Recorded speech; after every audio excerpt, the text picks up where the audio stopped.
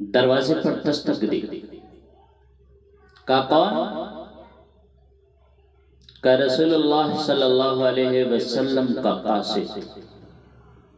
کہا بھی آئے حاضر لبیک. ابھی آئے. جب وہ آئے تو دیکھا سعد سلمی. کہ تو کیوں آیا ہے؟ کس لیے آیا ہے؟ کہ اللہ کے رسول نے بھیجا ہے کہ آپ اپنی بیٹی کا نکاح مجھ سے کر دیں. کہ تجھ سے؟ چک غریب فقیر.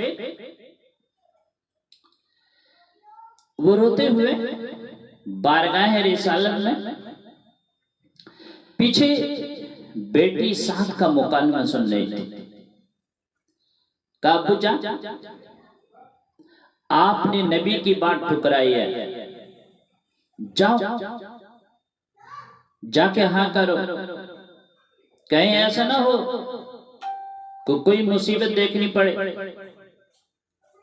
آپ میرے لیے کہہ رہے نا کہ میں زندگی کیسے گزاروں گے. کوئی نہیں، میرے نبی کا پیغام ہے، میں گزار لوں گی. جاؤ آپ وہاں کرو اور میرا نکاح ان کے ساتھ کرو. وہ دوڑے دوڑے آئے. ادھر سعد بھی آئے، ادھر عمر بن معاذ بھی آئے. تو آپ نے دیکھ کر فرمایا عمر تو نے میری بات ٹھکرا دی نا؟ کہ نہیں یا رسول اللہ میں حاضر ہوں، آپ میری بیٹی کا نکاح فرمائیں، میں حاضر ہوں. تو آپ نے نکاح فرمایا اور 400 درہم مہر مقرر کیا. آپ کی سارے بیگمات کا مہر 400 درہم ہے. حضرت فاطمہ رضی اللہ عنہ کا بھی مہر 400 درہم. صرف ام حبیبہ رضی اللہ عنہ ان کا مہر 400 دینار ہے. دینار کافی پیسہ بنتا ہے، 70-80 لاکھ روپے کے قریب بنتا ہے. لیکن نجاشی نے طے کیا تھا اپنی شان کے مطابق، تو آپ اس پہ کچھ نہ بولیں. تو اس کا مطلب یہ ہے کہ مہر زیادہ بھی ہو سکتا ہے، کم بھی. تو شریعت میں ان کے خلاف کوئی ایسی بات نہیں، زیادہ بھی اور کم بھی. تو آپ نے کہا ساتھ سے ساتھ بیوی کو لو، جاؤ. کہے رسول اللہ میں کیسے لے جاؤں؟ میرے پاس تو کوئی پیسہ نہیں، میں کیا مہر دوں؟ مہر اس وقت فوراً دینا پڑتا تھا. ابھی تو عندت طلب ہے ہمارے یہاں. اس کا کیا مطلب ہے؟ پھر کبھی نہ دینا. صحابی یا رسول اللہ میرے پاس تو کچھ بھی نہیں، کہاں سے دو؟ تو آپ نے فرمایا کہ جاؤ عبد الرحمن کے پاس، حضرت ثابت بن قیس بن شمام کے پاس، علی بن ابی طالب کے پاس، ان تینوں کے پاس جاؤ اور کہنا ہمارے مہر کا انتظام کر. وہ دوڑے دوڑے گئے تو انہوں نے 400 سے زیادہ کر دیا. وہ لے کر آئے. آپ نے فرمایا کہ یہ 400 درہم تمہارا مہر، باقی یہ پیسے جاؤ اپنی شادی کے لیے کچھ آٹا دال چاول، کچھ زیور، کچھ کپڑے وغیرہ اپنے بیگمات کے لیے خرید لو. سعد خوشی خوشی بازار گئے، خوشی خوشی. اچھا یہ وہ دور ہے کہ جس وقت بدو مدینے پہ گاہے گاہے حملہ کرتا رہتے تھے. کبھی اونٹ لوٹ لیے، کبھی جانور لوٹ لیے، کبھی کوئی سامان لوٹ لیا، کبھی چرواہے قتل کر دیے. یہ وہ زمانہ تھا. تو احد پہاڑ کے جانب کافر بدوؤں نے اٹیک کیا. اللہ کے رسول کو خبر پہنچی کہ اٹیک ہو گیا ہے.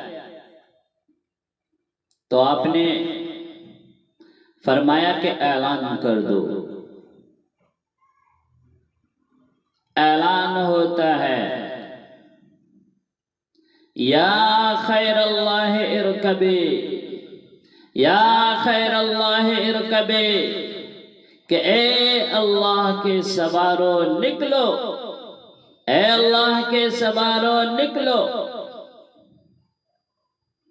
ادھر ساتھ بازار میں انٹر ہوئے ہیں، نوجوان ہیں، خوبصورت لڑکی سے نکاح ہو چکا ہے، مالدار لڑکی بھی ہے. ان کے جذبے اور احساسات کا کیا کہنا؟ آپ ان کے جذبے احساسات کی ترجمانی کیسے کریں گے؟ کس جذبے اور احساسات کے ساتھ یہ بازار میں داخل ہو رہے ہیں کہ میں اپنی بیوی کو جو کہوں گا، یوں کہوں گا، ایسے کروں گا، ایسے کروں گا، یہ لاؤں گا، یہ لاؤں گا. اور ادھر ایک دم کان میں آواز پڑے یا خیر اللہ ارکبے، اے اللہ کے سوارو نکلو. حضرت سعد رک فنظر نظرۃ فی السماء، آسمان کی طرف یوں نظر اٹھائی اور کہا اللہم الہ السماوات والارض، اے زمین آسمان کے اللہ، وَإِلَٰهَ مُحَمَّدٍ صلی اللہ علیہ وسلم، اور محمد صلی اللہ علیہ وسلم کے اللہ، لَأَجْعَلَنَّ هَذِهِ الدَّرَاحِمْ فِي مَا يُحِبُّ اللَّهُ وَرَسُولُهُ وَالْمُؤْمِنِ، کہ اب یہ پیسہ سعد کی شادی پہ خرچ نہیں ہوگا،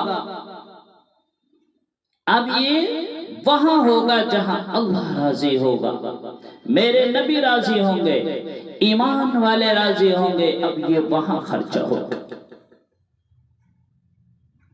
پھر سعد نے ان پیسوں سے گھوڑا خریدا، تلوار خریدی، ڈھال خریدا، اور چہرے پر یوں کپڑا لپیٹا، ایسے نقاب کی طرح یوں لپیٹا، اور ہوائی ہو گئی. تلوار اٹھائی، گھوڑا اٹھایا، اور جوش و خروش کے ساتھ اندر صفوں کے اندر گھس گئے اور لڑتے رہے، لڑتے رہے، لڑتے رہے، یہاں تک کہ گھوڑا زخمی ہو کر ان کے پاس سے گر گیا. آپ بھی گر گئے تو رسول اللہ صلی اللہ علیہ وسلم کی نظر پڑی تو آپ نے بازو سے پہچانا، سعد تو یہاں کیا کر رہا؟ تجھے تو بازار میں بھیجا تھا، تو یہاں کیا کر رہا ہے؟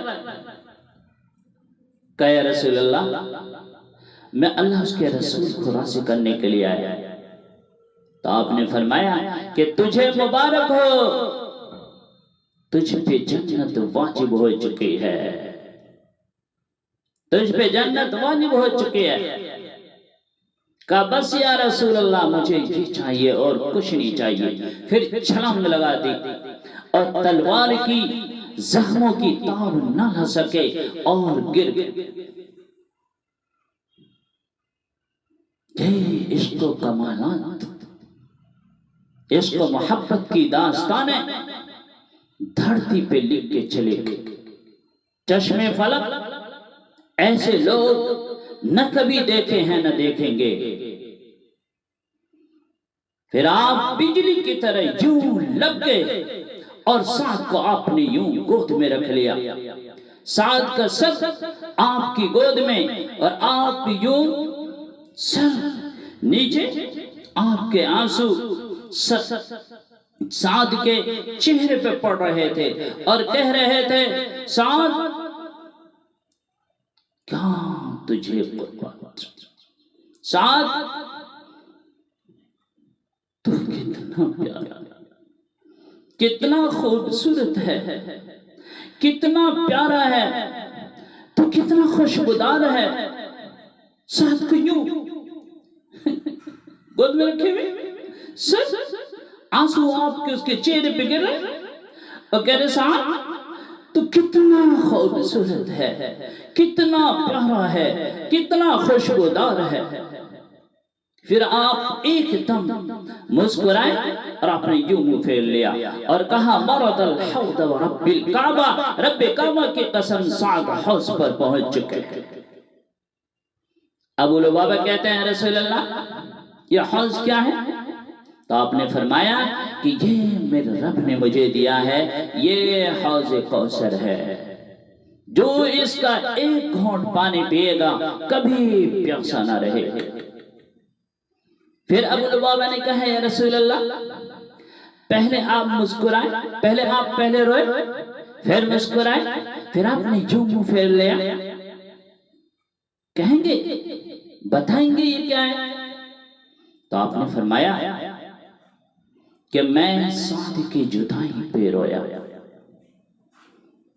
میں جنت کے عالی شان درجے کو دیکھ کر مسکرایا، پھر میں یوں منہ پھیر لیا تو آپ نے فرمایا فلما رأيت ازواجه من حور العین، میں نے جنت کے حوروں کو دیکھا یتداترنہ کہ وہ گلے لگانے کے لیے دوڑ رہے تھے، اور ہر ایک یہ کہ میں آگے پڑھ کر سعد کو گلے لگاؤں، آگے پڑھ کر سعد کو گلے لگاؤں۔ اس تیز دوڑنے کی وجہ سے کاشفات سوقہن، ان کی پنڈلیوں سے کپڑا ہٹ گیا ہے اور ان کی مرمری پنڈلیاں مجھے نظر آ رہی تھی، وبادیات خلاخیلہن، اور ان کے پاؤں کی چھن چھن کرتی پازیب مجھے نظر دکھائی دے رہی تھی، میں نے اس لیے شرم کی وجہ سے یوں منہ پھیر لیا۔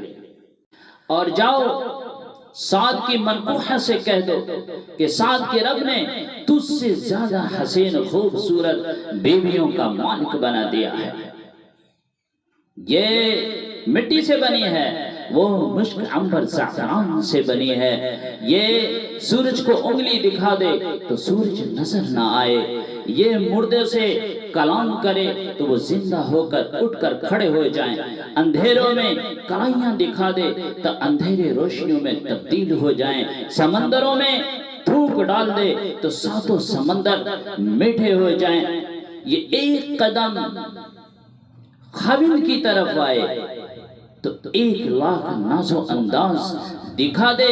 یہ حسین بیویاں سعد کو اللہ نے دی ہیں۔